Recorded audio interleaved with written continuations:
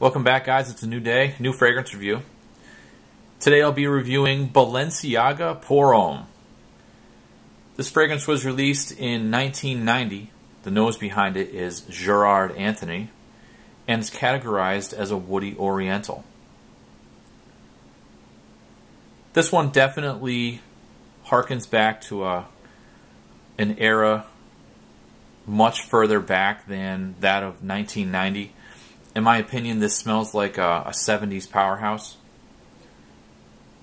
When I first spray this on, I can tell that there's civet in it.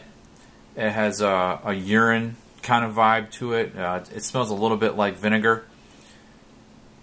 This is really the calling card for a lot of the very old vintage fragrances. The opening is fairly off-putting, but luckily that really ripe start fades off after about a minute or two.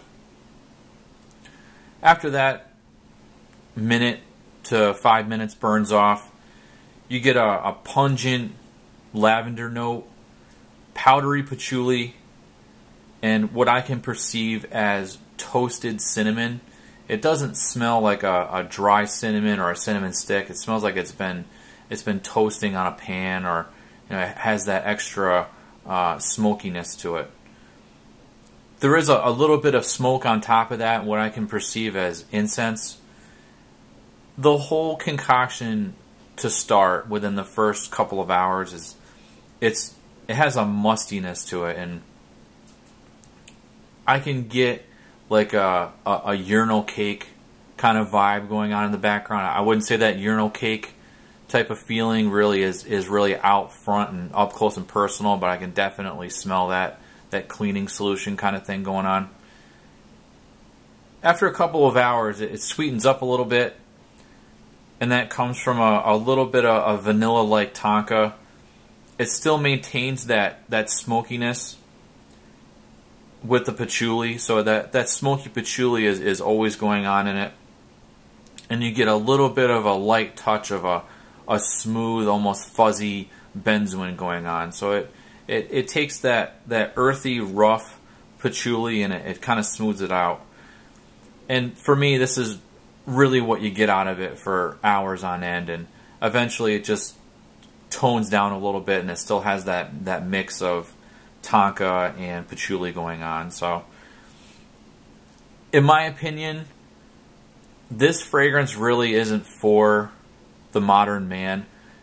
It's fun to smell once in a while to kind of understand where fragrances started from, and how far they've come up until now, and you can definitely tell that there's some ingredients in this that have been banned by IFRA.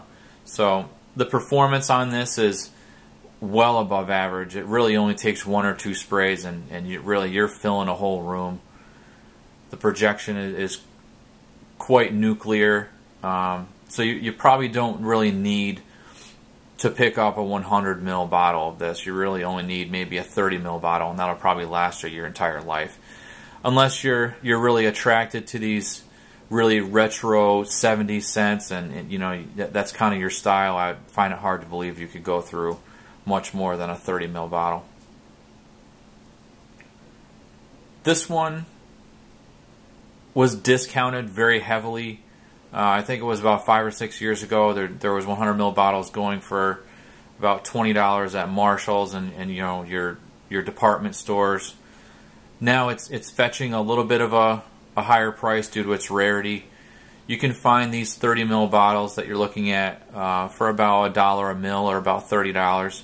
The 100 ml bottles run, I think, about $70 if you can find them. I've seen a couple of websites that have them. Definitely a fragrance. If you can test it, I would highly recommend it. It's a tough one to wear, and I would find that many people, including either sex, would find it fairly offensive in this era now of clean and fairly neutered and sterile scents. This is definitely the exact opposite of that. It's very earthy and smoky, and has some funkiness going on in it. So let me know if you own this one. I'm not really that big of a fan of it because I find it so hard to wear, but I'm sure there's others that enjoy it. So please let me know. Thanks for watching, guys, and stay tuned for more.